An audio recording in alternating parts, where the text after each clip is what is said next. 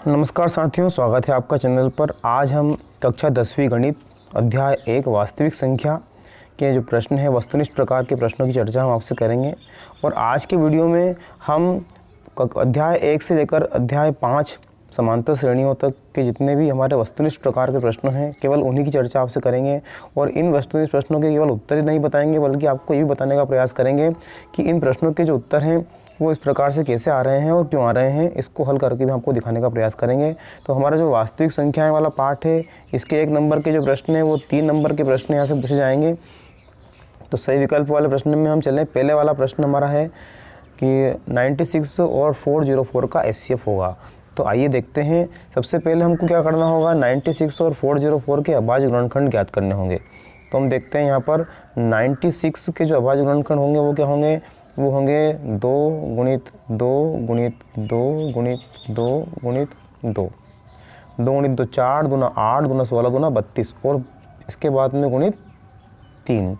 और 32 गुणा हम जब 3 में करेंगे तो हमें 96 प्राप्त हो जाएगा। मतलब 96 के जो अभाज्य गुणनखंड हो जाएंगे इस तरह से हो जाएंगे। इसके बाद में 404 की हम बात कर लेते हैं। तो 404 के जो अभाज्य गुणनखंड होंगे वो 2 गुणित 2 गुणित 101, 101 का गुणा 2 में 202, और 202 का गुणा 2 में करेंगे तो 404। इस प्रकार से 96 अर्थात 96 और 404 के अभाज्य गुणनखंड हमने ज्ञात कर लिए। अब HCF क्या होता है, जो दोनों में एक सा हो। तो यहाँ 2 गुणित 2 और यहाँ पर भी 2 गुणित 2। इस तरह से हमें इसका HCF क्या प्राप्त हो जाएगा, HCF प्राप्त हो जाएगा 2 गुणित 2 मतलब 4। इसका HCF में प्राप्त हो जाएगा 4। तो हमारा 4 कौन सा ऑप्शन सही है, तो हमारा 4 ऑप्शन सही है, बी वाला। इसी तरह से साथियों हम आपको प्रत्येक प्रश्न करके दिखाने वाले हैं। इसलिए यदि आप चैनल पर नए हैं तो चैनल को सब्सक्राइब कीजिए, लाइक कीजिए और दोस्तों के साथ शेयर कीजिए और वीडियो को अंत तक देखिए। 12 और 15 का HCF होगा। अब आइए इसी तरह से 12 और 15 को देखते हैं। जो दूसरा हमारा प्रश्न है, इसके लिए 12 के जो हम अभाज्य गुणनखंड ज्ञात करेंगे, 2 गुणित 3, 3 दूना 6 और 6 दूना 12। इस तरह से 15 के हम निकालेंगे अभाज्य गुणनखंड, तो 3 गुणित 5। अब यहाँ पर 3 जो है वो दोनों में एक सा है, इसलिए HCF हमारा हो जाएगा इसका 3। और 3 हमारा ऑप्शन कौन सा सही है, तो 3 हमारा ए वाला ऑप्शन सही है। इसी तरह से अगर हम आगे बढ़ें तो जो हमारा तीसरा प्रश्न है, 2 संख्या का गुणनफल 32 और LCM 8 है, तो उसका HCF क्या होगा। आइए इस प्रश्न को समझ लेते हैं। तो इस प्रश्न को समझने के लिए हमें ये पता करना है, मान लीजिए 2 संख्या हमारी A क्रॉस B है और उनका गुणा हमको दिया है 32। इसी प्रकार LCM हमको दिया है 8, LCM दिया है 8 और HCF हमको जो है ज्ञात करना है। अब हम जानते हैं कि जो HCF होता है, HCF जो होता है वो दो संख्याओं का गुणा बटे LCM कर दें यदि, तो हमें इसका HCF प्राप्त हो जाता है। तो A क्रॉस B मतलब 32 और बटे में है 8। 8 का हम यदि 32 में भाग लगाएंगे तो ये 4 बार, 8 चुका 32, 4 बार, मतलब HCF हमें क्या मिल जाएगा, 4 मिल जाएगा। तो इस तरह से हमारा ऑप्शन हो जाएगा सही कौन सा, अ वाला। अब इसी प्रकार हमारा प्रश्न क्रमांक 4 और 7 का HCF हमें ज्ञात करने के लिए कहा जा रहा है।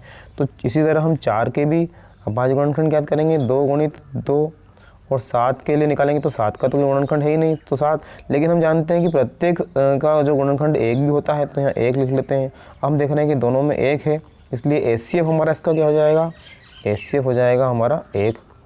तो इसका उत्तर हमारा कौन सा हो जाएगा, ए वाला सही हो जाएगा, जो कि पहला है। अब आइए देखते हैं 5वां जो सही विकल्प है। किसी पूर्णांक m के लिए सम पूर्णांक निम्न स्वरूप का होता है। सम पूर्णांक का तात्पर्य है कि m का हम जो भी मान रखेंगे उसके लिए हमें जो संख्या प्राप्त होगी वो क्या होगी, वो सम संख्या प्राप्त होगी। देखिए यदि हम 2m + 3 में मान रखते हैं तो 1 रखने पर 2 × 1 1 + 3 मतलब 5, जो कि विषम संख्या है, तो ये नहीं हो सकता।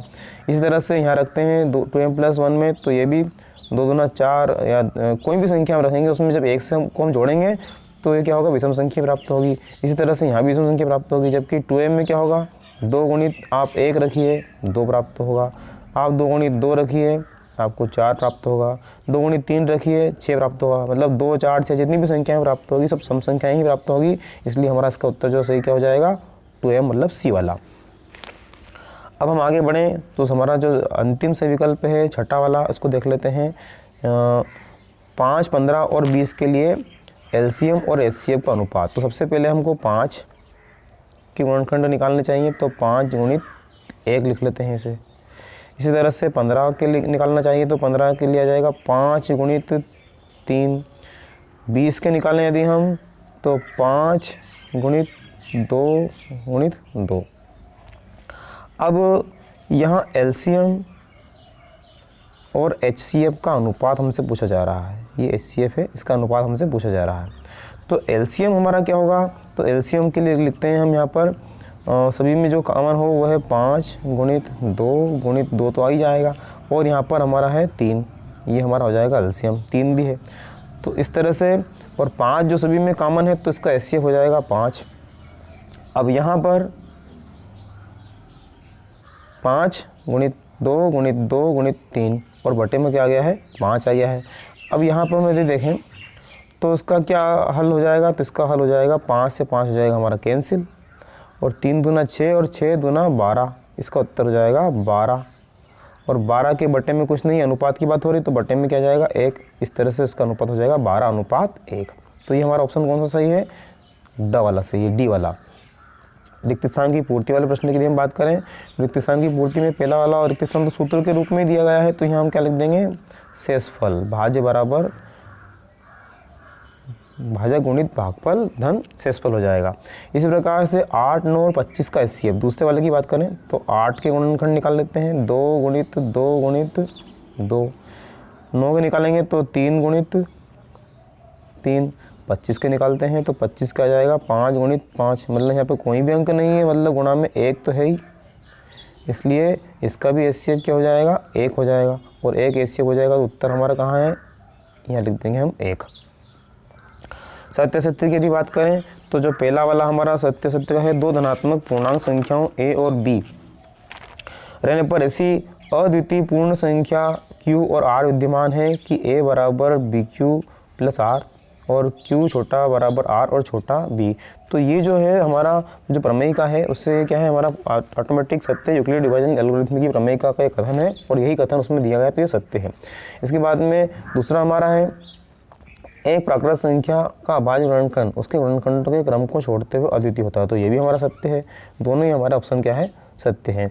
इसके बाद में एक शब्द और एक वाक्य के प्रश्नों को हम देखें तो उसमें हमसे पूछा है 94 और 404 का HCF ज्ञात कीजिए। तो इसी प्रकार जैसे हमने ऊपर के सवालों को हल किया है, 94 के भी हम अभाज्य गुणनखंड ज्ञात कर लेते हैं। तो इसका जो अभाज्य गुणनखंड होगा 2 गुणित 47, बस इसके ये 2 टुकड़े होंगे। जबकि 404 के निकालेंगे यदि हम तो 404 के क्या हो जाएंगे, 404 के हो जाएंगे 2 गुणित 2 गुणित 101, हम ऊपर कर ही चुके हैं। तो यहाँ पर जो 2 है ये कॉमन है, इसलिए HCF हमारा हो जाएगा, HCF बराबर हो जाएगा 2। इसका इस प्रकार से उत्तर हम लिख सकते हैं। इसके बाद में दूसरा वाला है, निम्न पूर्णांक P के लिए 2P + 1 सम होगा या विषम होगा, बताइए। तो यहाँ पर हम देखें कि 2P, अगर केवल 2P की बात करें तो 2 गुणित 1 रखने पर हमें 2 प्राप्त होता है, 2 गुणित 2 रखने पर हमें 4 प्राप्त होता है। मतलब जो भी संख्या प्राप्त होती है वो सम संख्या प्राप्त होती है। लेकिन इसमें 1 जोड़ दिया जाए, यदि हर सम संख्या में 1 जोड़ा जाएगा तो जो है वो संख्या प्राप्त होगी 3, 5, मतलब कैसी प्राप्त होगी, विषम प्राप्त होगी। इसका मतलब ये हुआ कि जब जो 2P + 1 सम होगा या विषम, तो इसमें से वो क्या हो जाएगा, विषम हो जाएगा। इसका उत्तर हो जाएगा विषम। इस तरह से पहले पार्ट के ऑब्जेक्टिव हमारे पूरे होते हैं। आइए अब हम अगले पार्ट की ओर चलते हैं। इस अगले पार्ट अध्याय 2 बहुपद की यदि हम बात करें तो यहाँ 1 अंक के 3 प्रश्न हैं। इसी प्रकार से इसके सही विकल्प को हम देखें तो सही विकल्प का पहला प्रश्न है, यदि द्विघात बहुपद ax² + bx + c के शून्यक अल्फा और बीटा हो तो अल्फा डॉट बीटा का मान क्या होगा। तो चूंकि देखिए अल्फा डॉट बीटा मतलब मूलों का गुणा, और उसके लिए फार्मूला है C/A, तो ये हमारा कौन सा उत्तर हो जाएगा, सही पहला वाला। इसी तरह से दूसरे वाले की बात करें, यदि द्विघात बहुपद ax² + bx + c के शून्यक अल्फा और बीटा हो तो शून्यकों का योग, मतलब अल्फा प्लस बीटा की यहाँ बात हो रही है, तो अल्फा प्लस बीटा का सूत्र, ये सूत्र रूप है, इसलिए इसका उत्तर लिख देंगे -B/A। सूत्र वाले जो प्रश्न इन्हें हम डायरेक्ट बताएंगे, और जो समझाने वाले हैं उनको हम विस्तार से समझाएंगे, इसलिए आप उनको बहुत ध्यान से देखिए। रेखिक बहुपद तीसरा वाला, ax + b का शून्यक है, तो हम इसको ऐसा मान लेते हैं कि ax + b बराबर 0। तो यहाँ ax बराबर हो जाएगा हमारा b, या x बराबर हम लिख देंगे माइनस का b और -b/a, मतलब x की जो वैल्यू हो जाएगी वो क्या हो जाएगी, -B/A, मतलब शून्य क्या हो जाएगा, -B/A। तो उसका उत्तर भी हमारा -B/A, मतलब सी वाला उत्तर हमारा सही हो जाएगा। आगे हम चलें चौथे वाले सवाल की ओर, तो वो क्या कहता है एक्स स्क्वायर माइनस 3 के शून्यक होंगे। तो एक्स स्क्वायर माइनस 3 के लिए हम क्या करेंगे, X square minus 3 equal to 0। तो यहाँ से एक्स स्क्वायर इक्वल टू 3 उधर गया तो प्लस का 3, या X equal to plus minus under root 3। तो प्लस माइनस अंडर रूट 3 वाला हमारा हो जाएगा कौन सा ऑप्शन, तो ये हो जाएगा हमारा ए वाला। इस तरह से इसका शून्यक प्राप्त हो जाएगा। फिर हम चलें पाँचवें प्रश्न की ओर। तो पाँचवा प्रश्न हमारा है X square plus 7x plus 10 के शून्यक होंगे। देखिए x square plus 7x plus 10, इसको हम पहले से 0 के बराबर रख के चलते हैं और यहाँ से हम इसके अभाज्य गुणन कर से टुकड़े करते हैं। तो x square plus 5x plus 2x, इसके टुकड़े करेंगे प्लस 10 बराबर 0। यहाँ पर x कॉमन लेंगे इसमें से, तो x प्लस 5, यहाँ 2 कॉमन लेंगे तो x प्लस 5। अब या तो x प्लस 5 बराबर 0 या x प्लस 2 बराबर 0। अगर x प्लस 5 बराबर 0 तो x बराबर -5, और यदि x प्लस 2 बराबर 0 हो जाए तो x बराबर हो जाएगा माइनस का 2। मतलब कि हमारे दो उत्तर हो जाएंगे -2 और -5। तो देखिए ये हमारा कौन सा उत्तर सही है, तो ये हमारा उत्तर है सही ब वाला, -2 और -5। इसी प्रकार छठे प्रश्न में x प्लस 1 और ब्रैकेट के अंदर है X square minus X to 4 plus 1 के लिए की जो घात है वो हमको बताना है। तो देखिए यहाँ पर क्या है, इसका हम आपस में गुणा करते हैं, कोष्टक को हल करते हैं। तो पहले वाले से x का यदि हम गुणा करेंगे तो ये जाएगा X cube minus X square minus X raise to 5 और प्लस 1 में x का गुणा करेंगे तो x, और 1 का करेंगे यदि गुणा हम तो ये X square minus X raise to 4 plus 1। तो यहाँ पर देखिए यहाँ पे मैक्सिमम अधिकतम घात वो है x की घात 5 है। तो बहुपद की जो घात होती है वो हम जानते हैं कि जो अधिकतम घात होती है चर पद की वही बहुपद की घात होती है, इसलिए इसका उत्तर हो जाएगा डी वाला, मतलब 5। तो इस तरह से इसका डी वाला उत्तर प्राप्त हो जाएगा। सही विकल्प के प्रश्न क्रमांक 7 की ओर हम चलें तो द्विघात बहुपद के शून्यक -4 और -3 और 4 हमको दिए, तो हमारा जो बहुपद है वो क्या होगा। तो यहाँ पर हम ऐसा मान के चलें तो x बराबर -3 और x बराबर हमको 4, दो शून्यक दिए गए हैं। इनको हम इसका उल्टा करके ऐसे लिखते हैं x प्लस 3 बराबर 0 या x माइनस 4 बराबर 0। अब यहाँ x प्लस 3 और x माइनस 4 को हम सरल कर लेते हैं। तो x का गुणा करेंगे x में, एक्स स्क्वायर, फिर माइनस के 4x, 3x माइनस के 12। तो ये हमें मिलेगा x square minus x minus 4x में से 3x कम करें तो माइनस एक्स और माइनस के 12।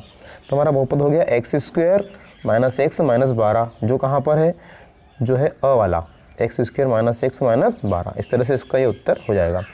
आगे हम चलें 8वें प्रश्न की ओर। किसी बहुपद के शून्यक उस बहुपद के आरेख के निम्नलिखित पर प्रतिच्छेदन के बिंदुओं की संख्या बराबर होते हैं। तो इसका उत्तर हो जाएगा अ वाला, ये इसमें सिद्ध है। ठीक है, अब इस प्रकार हम रिक्त स्थान की पूर्ति की ओर चलें। तो रिक्त स्थान का जो पहला हमारा प्रश्न है, रेखीय बहुपद ax प्लस बी का शून्यक है। तो ax प्लस बी बराबर 0 करेंगे, x बराबर हो जाएगा b उधर गया माइनस का, और ये a जो है, चलिए यहाँ लिख देता हूँ मैं, x बराबर माइनस बी बटे a बटे में आ जाएगा। मतलब हमारा शून्यक जो होगा वो माइनस का b अपान a होगा। इसका उत्तर हो जाएगा माइनस बी अपान a पहले वाले का। दूसरे रिक्त स्थान की बात करें, दो बहुपदों का गुणनफल 1 होता है। तो दो बहुपदों का गुणनफल एक बहुपद होता है, मतलब हम बहुपदों का बहुपद में गुणा करेंगे तो जो हमें प्राप्त होगा ना, बहुपद ही प्राप्त होगा। इस तरह से आगे हम बढ़े तीसरे हमारे प्रश्न की ओर।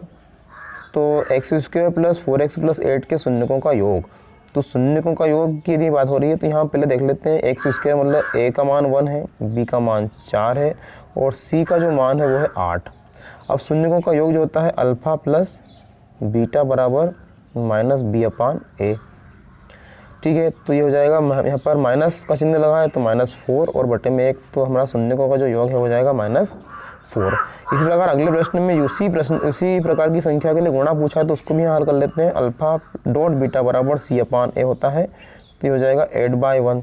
मतलब कि पहले वाले दूसरे वाले रिक्त स्थान का जो हमारा ऑब्जेक्ट है वो उसका तो -4 और या 8 हो जाएगा। कैसे आया है ये समझ में ही क्या होगा हमको। तीसरे वाले में हमको मिल जाएगा -4 और चौथे वाले में मिल जाएगा 8। दोनों में एक जैसे समीकरण दिया है और पहले वाले में हमसे योग और दूसरे वाले में गुणा पूछा गया है। फिर हम देखते हैं बहुपद k minus 1 x square plus के एक्स प्लस 1 का x शून्य माइनस 3 है, तो k का मान ज्ञात कीजिए। देखिए इस प्रश्न में जहाँ x लिखा है वहाँ पे हमको माइनस का 3 रखना है, तो हमें k का मान प्राप्त हो जाएगा। देखते हैं कैसे करेंगे। x माइनस 1 और k के x के स्थान पर रखना है माइनस 3 का वर्ग, मतलब इसका स्क्वायर कर देंगे, प्लस k और x के स्थान पे माइनस 3 प्लस 1 और बराबर हमारा है 0। इसके बराबर क्या है, 0 है। तो माइनस 3 का वर्ग 9 और 9 का गुणा करेंगे हम k में, तो 9 का गुणा करेंगे हम 1 में, तो ये हो जाएगा माइनस का 9। इसी तरह से माइनस 3k और प्लस 1 इक्वल टू 0। अब k वाले पद देखें तो माइनस 9k और माइनस 3k यहाँ से कम करें यदि हम, तो 6k और ये अपना यहाँ बचेगा माइनस का 8 इक्वल टू 0। तो 6k इक्वल टू हमें मिलेगा 8। इसी प्रकार k इक्वल टू हो जाएगा 8/6। उसको जब हम काटेंगे तो ये 4 टाइम और ये 3 टाइम, तो इसका हो जाएगा 4/3। इसका आंसर मिलेगा हमको 4/3। यहाँ लिख देंगे हम 4/3, k का मान प्राप्त हो जाएगा। इसके बाद में हम आगे बढ़ें सत्य की ओर। तो पहला हमारा प्रश्न है, बीजी व्यंजक X square minus 2 under root X का प्लस 7 बहुपद है या नहीं। तो ये बहुपद नहीं है, तो मतलब सत्य है। क्यों नहीं है, क्योंकि जब कर्णीय चिन्ह आ जाता है चरपद के ऊपर तो वो बहुपद नहीं होता है। इस तरह से शून्य बहुपद की घात शून्य है, तो ये जो है असत्य है, क्योंकि इस प्रकार की कोई भी परिभाषा संभव नहीं है। और देखो तीसरे वाले में लिखा है कि शून्य बहुपद की घात अपरिभाषित है, तो ये सत्य, क्योंकि इसकी कोई घात के बारे में परिभाषा नहीं होती, ये अपरिभाषित है। n घात वाले बहुपद के अधिकतम n शून्य हो सकते हैं, तो ये भी हमारा सत्य है, क्योंकि जितनी बहुपद की घात होती है वही उतने ही उसके बहुपद की क्या होते हैं, शून्य होते हैं। ये हमेशा याद रखने वाली बात होगी कि बहुपद की जो घात होगी, एक घात होगी तो एक शून्य, दो घात होगी दो शून्य, और तीन घात होगी तो तीन शून्य, अगर n घात होगी तो फिर उसके n शून्य हो सकते हैं। आइए एक नंबर वाले प्रश्नों की बात कर लेते हैं इस पार्ट के हम। तो रेखिक बहुपद की घात कितनी होती है। तो जैसा कि अभी मैंने बताया आपको कि जिस बहुपद की जितनी घात होती है, तो रेखिक बहुपद की एक घात होती है, इसलिए इसका एक ही शून्य प्राप्त होगा, एक घात होती है। ठीक है, आगे बढ़े हम। द्विघाती बहुपद की कितनी घात होती है, क्योंकि द्विघात में दो चरपद की दो घात होगी, इसलिए दो घात होगी इसकी। इसी प्रकार इसकी घात कितनी हो जाएगी, इसकी 3 हो जाएगी। अब चौथे वाले को देखें यदि हम, तो यहाँ चित्र दिया गया है एक बहुपद px के लिए y बराबर px का ग्राफ नीचे आकृति में दिया गया है। तो px के शून्यों की संख्या क्या होगी। देखिए इस प्रकार से जब आरेख जो है x अक्ष को जितनी बार भी स्पर्श करता है, जैसे यहाँ पे 2 बार कर रहा है, तो इसके जो शून्य होंगे वो कितने होंगे, 2 होंगे। इस तरह से इस पार्ट के बहुविकल्पी प्रश्नों के बाद में हम पार्ट 3 पे चलते हैं। तो आइए साथियों हम पार्ट 3 के बहुविकल्पी प्रश्न की बात करेंगे। यहाँ 2 प्रश्न हमारे बहुविकल्पी दिख रहे हैं, तो आइए सही विकल्प से प्रारंभ करते हैं। निम्नलिखित में से चरों के रैखिक समीकरण होंगे।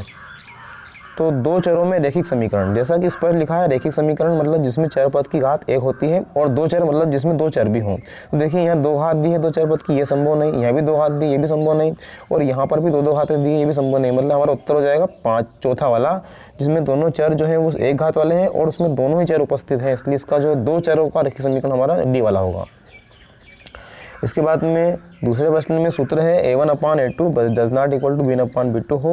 तो रैखिक समीकरण युग्म, तो समीकरण युग्म का जो हल है वो क्या होगा, तो ये हम जानते हैं कि इसका एक अद्वितीय हल होता है, ये सूत्र रूप है। इसी तरह तीसरे वाले में कोई हल नहीं होगा। इसी तरह चौथे वाले में अंततः अनेक हल होंगे। ये इनके सभी के उत्तर हो जाएंगे, क्योंकि तीनों ही जो हमारे ऑब्जेक्टिव है सूत्र के रूप में है, सूत्र के रूप में हमें याद करना होता है। इसके बाद हम आगे बढ़ें तो जो हमारा 5वां प्रश्न है उसमें इसको उल्टा कर दिया गया है। रैखिक समीकरण युग्म दिए गए हैं और कहा जा रहा है अद्वितीय हल हो। तो अद्वितीय हल के लिए ये भी सूत्र है हमारा डज नॉट इक्वल टू वाला, कोई हल ना हो के लिए हमारा a1/a2 बराबर b1/b2 बराबर नहीं c1/c2 के, ये होता है, हम जानते हैं। इसी तरह 7वें वाले सही विकल्प में जो है अनंत अनेक हल के लिए मतलब तीनों ही जो अनुपात है आपस में बराबर होते हैं, इसलिए इसका ये उत्तर सही हो जाएगा। आगे हम बढ़े रिक्त स्थान की पूर्ति वाले प्रश्न की ओर चलते हैं। तो पहला हमारा रिक्त स्थान है 2x + 3y = 5 में यदि x = 1 हो तो y का मान कितना होगा। आइए x = 1 रखते हैं। तो 2 × 1 + 3y = 5। समीकरण में हमने x के स्थान पे क्या रख दिया है, 1 रख दिया है। तो 3y = 5 और 2 × 1 2 और 2 उधर गया तो -2। तो 5 में से 3 यहाँ पे कम हो जाएंगे तो हमें मिलेगा 3, मतलब 3y बराबर 3। तो हमें मिलेगा y बराबर 3/3 और 3 से 3 हो जाएगा कैंसिल, तो मिलेगा 1। मतलब y का जो मान होगा वो क्या प्राप्त होगा, 1 प्राप्त होगा। दूसरे रिक्त स्थान की ओर चलें तो वह समीकरण जिसको x plus B Y plus C के रूप में रखा जा सकता है, जहाँ ए बी सी वास्तविक संख्याएं हैं और a और b दोनों शून्यक नहीं है। तो दो चरों x और y में एक समीकरण क्या कहलाएगा, तो इसको हम क्या कहेंगे, ये होगा एक रैखिक समीकरण, एक रैखिक समीकरण होगा। और किस तरह का रैखिक समीकरण होगा, तो ये दो चर वाला, इसको ऐसा लिख सकते हैं, दो चर वाला रैखिक समीकरण। दो चर तो खैर उसमें रिक्त स्थान में दिया ही है, तो दो चरों में रैखिक समीकरण हो जाएगा ये, दो चर वाला रैखिक समीकरण। समीकरण 2x plus Y equal to के में यदि x बराबर 2 और y बराबर 1 तो k का मान ज्ञात कीजिए। आइए सवाल में हम x के स्थान पे 2 और y के स्थान पे 1, तो 2 x के स्थान पे रखना है, 2 गुणित 2 हो जाएगा, y के स्थान पे 1 रखेंगे तो 1 बराबर k, 2 गुणित 2 4 धन 1 बराबर k, मतलब k बराबर कितना मिल जाएगा हमको, k बराबर मिल जाएगा 5। इस तरह से इसका उत्तर हो जाएगा k बराबर 5। सत्य सत्य वाले प्रश्न में चलें तो दो चरों में एक रैखिक समीकरण के अनेक हल होते हैं। तो दो चरों में एक रैखिक समीकरण के अनेक हल होंगे, निश्चित रूप से ये सत्य है। क्यों सत्य है, आइए इसका पता लगाते हैं। क्योंकि हम हर एक चर का मान रखेंगे तो दूसरे चर का कोई ना कोई मान हमें प्राप्त होता ही है। जैसे मान लीजिए कोई भी समीकरण हो x प्लस वाई बराबर 1, x का मान 1 रखेंगे तो y का 1 प्राप्त होगा, x का 2 रखेंगे तो उसको हल करने पर y का मान 1 माइनस 2 मतलब -1, मतलब हर एक चर के लिए हर एक दूसरे चर का मान भिन्न भिन्न प्राप्त होगा, मतलब उसके अनेक हल होते हैं। इसी प्रकार ये सत्य हो जाएगा। रैखिक समीकरण का प्रत्येक हल उसको निरूपित करने वाले रैखिक रेखा पर बिंदु होता है, तो ये भी हमारा क्या है, सत्य हो जाएगा। अब एक शब्द एक वाक्य वाले प्रश्नों की बात करें तो दो चरों में रैखिक समीकरण का मानक रूप, तो दो चरों में रैखिक समीकरण जो मानक रूप होगा वो हमारा हो जाएगा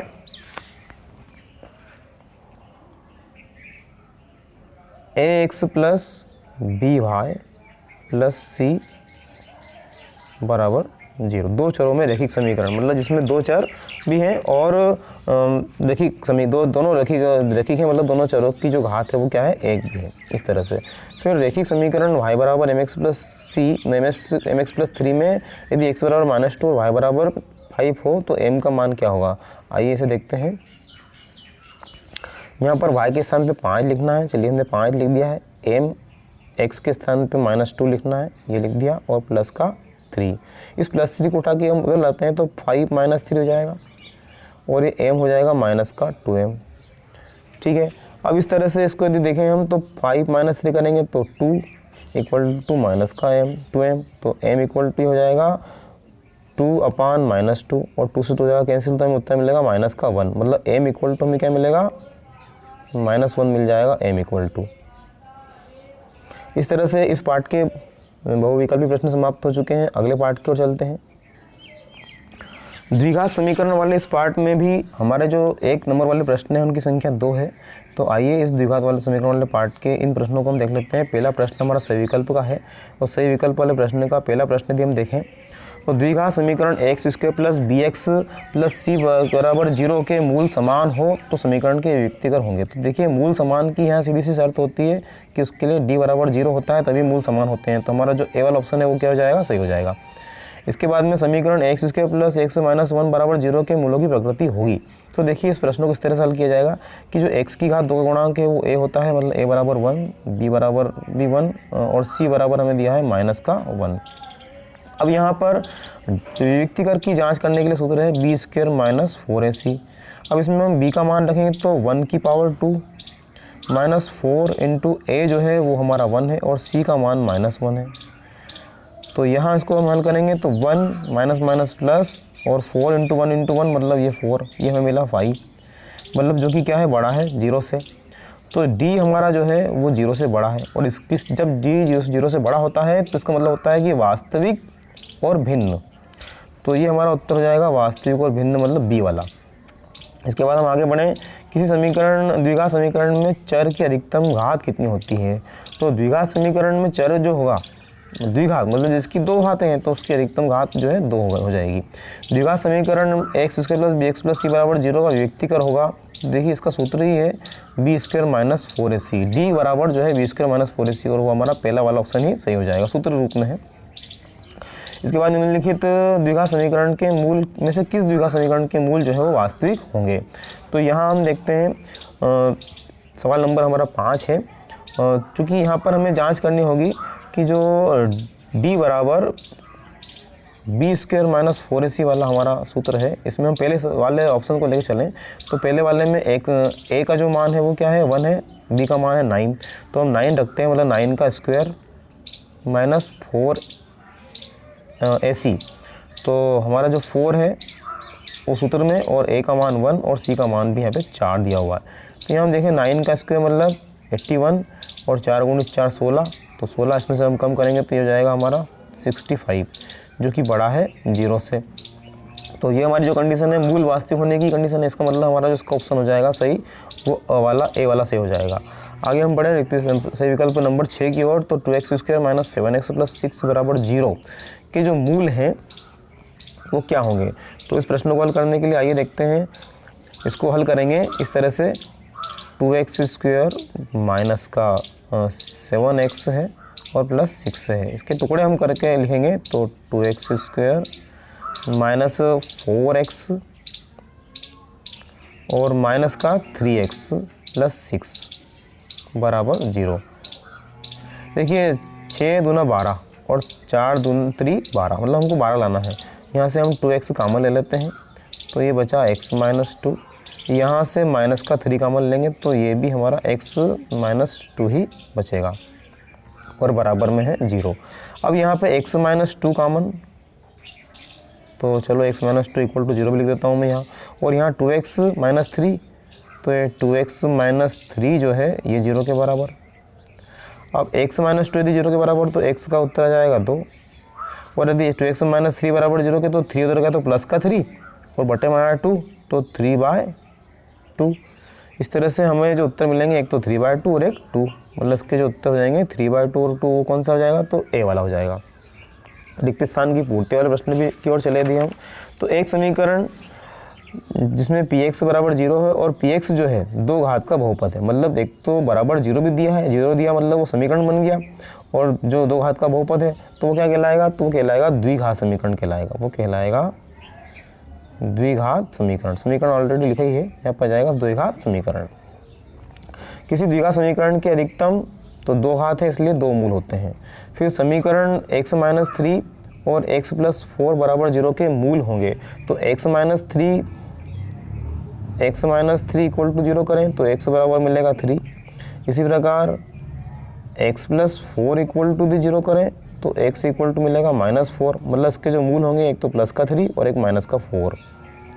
तो यहाँ लिख देंगे -4 प्लस 3, ऐसा इसका आ जाएगा। यदि किसी द्विघात समीकरण के मूल वास्तविक और समान हो तो समीकरण के व्यक्तिकर का मान होता है, तो समीकरण का जो व्यक्तिकर उसका मान हो जाएगा d बराबर 0। इसी प्रकार द्विघात समीकरण के लिए जो व्यक्तिकर का सूत्र है तो हो जाएगा d बराबर बी स्क्वायर माइनस 4ac। सत्य असत्य की बात कर लेते हैं। एक द्विघात समीकरण के एक से अधिक मूल हो सकते हैं, तो ये हमारा सत्य है क्योंकि द्विघात समीकरण है तो उसके एक से अधिक जो मूल, अच्छा इसमें ऐसा है देखिए, एक द्विघात समीकरण का मतलब जिसमें चर पद की घात क्या होती है, जैसे X square plus B X plus C हमारा एक मानक रूप है। अब ये हमसे क्या कहना चाहता है कि एक से अधिक का मतलब ये है कि इसके 2 मूल तो हो सकते हैं पर 3 मूल 4 मूल 5 मूल 6 मूल ये नहीं हो सकते, इसलिए हम ये कहेंगे कि ये जो हमारा ऑप्शन है क्या है, असत्य है, ये असत्य है। निम्नलिखित समीकरण जो हमारा है समीकरण x से x माइनस 1 बराबर 0 के मूल 0 और -1 होंगे। तो देखिए इसे हम जांच करते हैं, जब x बराबर 0 होगा तो एक तो मूल हमारा x बराबर 0 हो गया, और दूसरा जो होगा हमारा x माइनस 1 बराबर 0 मतलब x बराबर हो जाएगा 1, मतलब इसका एक मूल तो 0 है और एक क्या है 1 है, तो ये वाला हमारा ऑप्शन भी क्या हो जाएगा, असत्य। दूसरा वाला भी हमारा ऑप्शन असत्य हो जाएगा।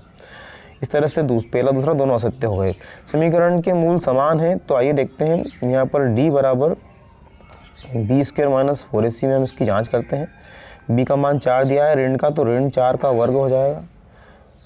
इसके बाद में 4, a का मान 1 है और c का मान भी 4 यहाँ पर दिया हुआ है, तो ऋण 4 का वर्ग मतलब 16 और 4 गुणी 4 करेंगे तो ये भी 16, तो 16 में से 16 हम कम करेंगे तो हमें मिलेगा 0। और अगर 0 मिला मतलब इसके मूल क्या है, समान है, मतलब ये वाला हमारा जो तीसरा वाला ऑप्शन है क्या हो जाएगा, सत्य हो जाएगा।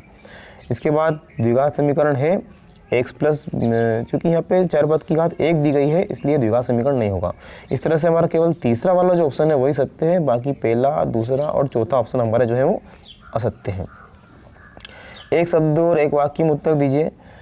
X square plus B X plus C में बी स्क्वायर माइनस 4ac क्या है? तो देखिए इसको हम कहते हैं डी, जो कि विविक्ति कर कहलाता है, विविक्त कर, है ना, ये हो जाएगा। इसके बाद में दूसरा प्रश्न है, यदि किसी द्विघात समीकरण के मूल वास्तविक एवं समान हो तो समीकरण के विविक्ति कर का मान कितना होगा? तो समीकरण का जो मान होगा वो डी बराबर 0 होगा। इस प्रकार तीसरा जो है हमारा, यदि किसी द्विघात समीकरण के विविक्ति का मान ऋणात्मक हो तो उस समीकरण के मूलों की प्रकृति कैसी होगी? तो तीसरे वाले के लिए हम लिखेंगे कि उसके जो मूल होंगे उनकी प्रकृति होगी कि वो अवास्तविक होंगे, अवास्तविक मूल होंगे। इसके बाद में यदि किसी द्विघात समीकरण की विविक्ति कर का मान धनात्मक हो तो उस समीकरण के मूलों की प्रकृति कैसी होगी? तो इस चौथे वाले में हो जाएगा कि उसके जो मूल हैं, मूल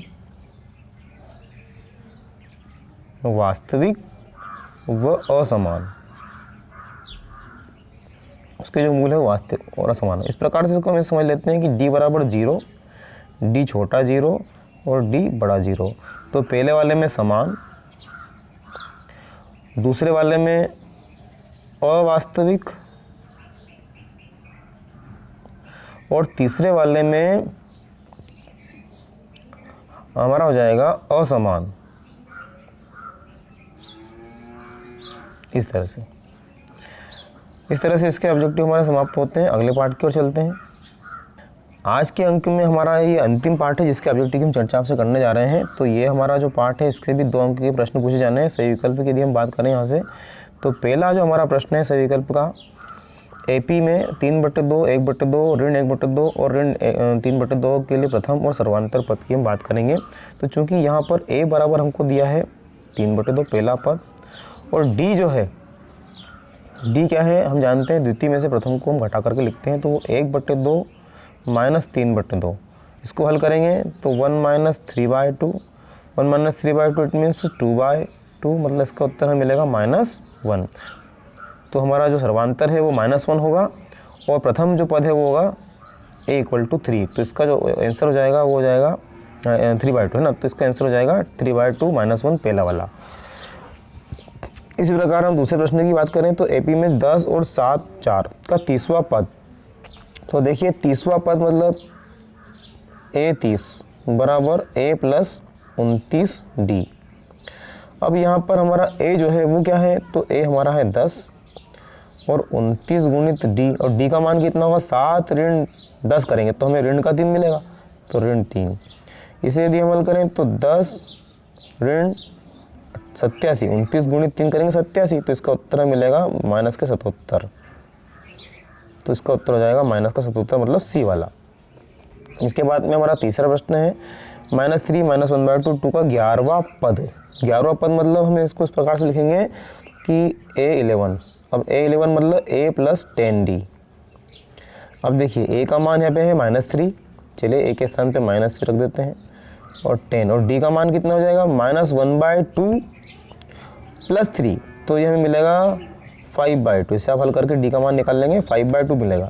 अब 5/2 मिलेगा तो इसको हल करेंगे तो 2 से 10 कैंसिल 5 टाइम, तो 5 गुणित 5 25, मतलब -3 + 25। तो इसका उत्तर हो जाएगा 25 में से 3 कम कर देंगे तो 22, इसका उत्तर मिलेगा 22। तो इसका उत्तर हो जाएगा हमारा बी वाला। फिर हम आगे बढ़ें तो 3 6 9 का कौन सा पद 27 है? तो 3 6 और 9 का कौन सा पद 27 है, मतलब समाना हमने मान लेते हैं कि इसका nवां पद 27 है, मतलब an जो हमारा क्या है वो 27 है। तो n 27 है, मतलब a + n - 1 × d। अब यहाँ पे a का जो मान है वो क्या है 3 + n - 1, और d का मान 6 में से 3 गए तो वो भी 3 बराबर 27 लिख देते हैं। 27 को बराबर में लेके चलेंगे तो 3 के अंदर गुणा करेंगे 3n - 3 = 27, -3 से +3 कैंसिल, तो n बराबर हो जाएगा हमारा 27/3। 3, तो 27 को 3 से काटेंगे तो कितनी बार कटेगा ये? 9 बार कटेगा। मतलब हमारा वो पद कौन सा होगा? 9वां। मतलब इसका उत्तर हो जाएगा सी वाला। इसके बाद में प्रश्न क्रमांक 5 को यदि हम देखें तो प्रश्न क्रमांक 5 हमारा क्या कहता है कि -5 0 5/2 का 11वां पद, इसका भी हमें क्या ज्ञात करना है? 11वां पद ज्ञात करना है। तो इसी तरह से देखिए यहाँ पर जो पहला पद है वो हमारा क्या है? पहला पद हमें मिल रहा है -5 और जो डी है वो हमें मिलेगा -5/2 + 5। इसे हम हल करेंगे तो डी हमें मिल जाएगा एलसीएम लेने पर 5 दूना 10 और 10 में से 5 गए तो इस प्रकार से मिलेगा 5/2। डी का मान मिल गया। अब 11वां पद हमारा होगा a11 = a + 10d। ये हमारा 11वां पद होगा। अब इसी प्रश्न को आगे देखें हम तो a के स्थान पे -5 और 10 गुणित 5/2 ये है ना। अब इसको हल करें तो 5 से 10 कैंसिल 5 बार, तो ये मिला 25, तो -5 धन 25। अब -5 धन 25 हम करेंगे तो इसका मिलेगा हमें उत्तर 20। मतलब इसका 11वां पद क्या हो जाएगा? 20 हो जाएगा, जो कि हमारा बी वाला ऑप्शन सत्य है। रिक्त स्थान की पूर्ति, तो समांतर श्रेणी 2/3 1/2 में डी क्या होगा? तो डी हमारा जो होगा वो क्या होगा? द्वितीय पद में से हम प्रथम पद को घटा देते हैं। तो आइए 2 हमारा आ जाएगा एलसीएम, 1 - 3 मतलब -2/2 मतलब हमें मिलेगा -1। तो इसका रिक्त स्थान में जो हमें मिल जाएगा -1। इसके बाद में यदि किसी समांतर श्रेणी का nवां पद 2 + 2n हो तो प्रथम पद होगा। देखिए यहाँ tn या an = 3 + 2n हमको दिया है, तो हमको पहला पद मतलब 1 निकालना, तो n के स्थान पर हम रख देंगे 1, तो 3 + 2 × 1, तो 3 + 2 × 1 मतलब 2 मतलब हो जाएगा 5। तो हमें इसका आंसर मिलेगा प्रथम पद क्या आ जाएगा? 5। सत्य की बात करें यदि तो -2 2 -2 फिर 2 -2 एक समांतर श्रेणी है। तो यहाँ देखिए कि जैसे समांतर श्रेणी कब होती है? जब सर्वांतर सभी जगह समान होता है। तो हम देखें कि पहले हम 2 इसको इस तरह से देखते हैं कि पहले 2 पद के लिए हम 2 - -2 निकालते हैं। तो इसका उत्तर क्या आएगा? d = 2 + 2 मतलब 4 आएगा। फिर दूसरे और तीसरे पद को ले लें तो -2 और फिर माइनस दूसरे पद में 2 है तो माइनस का 2, तो ये हमको मिलेगा -4। देखिए पहले और दूसरे पद का जो अंतर है वो 4 आता है और तीसरे और दूसरे पद का जो अंतर -4 आता है, जो कि यहाँ डी असमान है, इसलिए ये जो है समांतर श्रेणी नहीं होगी, ये असत्य है। फिर एपी में एबीसी है तो b = a + c/2 ये सूत्र है, इसलिए सत्य है। फिर श्रेणी 8 6 4 का छठा पद -2 होगा, तो छठे पद का मतलब an = a + 5d। a की वैल्यू यहाँ पे 8 है और 5 × d की जो वैल्यू हो जाएगी वो कितनी हो जाएगी? 6 - 8 मतलब कि -2। तो यहाँ पे 8 - 10 मतलब -2 आता है। इस प्रकार से हमें जो मिला a6 मतलब छठा पद मिला वो -2 ही मिला, मतलब ये हमारा ऑप्शन क्या हो जाएगा? सत्य हो जाएगा। मतलब हमारा दूसरा तीसरा सत्य है और पहला वाला जो ऑप्शन है वो असत्य है। एक शब्द और एक वाक्य में उत्तर दीजिए। एपी में 2 7 12 में 10वें पद का मान, तो 10वें पद का मान मतलब a10 = a + 9d की बात हो रही है। तो यहाँ a हमारा जो है वो 2 है और 9 × d का मान है 7 - 2 मतलब 5, d हमारा 5 है, तो 2 और ये 45, तो ये मिलेगा 47। तो इसका उत्तर जाएगा 47। इसके बाद में दूसरे वाले में 40, अंतिम पद क्या है? 40, 4 6 8 में अंतिम पद 40 है, तो पदों की संख्या, तो मान लेते पदों की संख्या n है, मतलब हमें अंतिम पद का सूत्र लगाना है।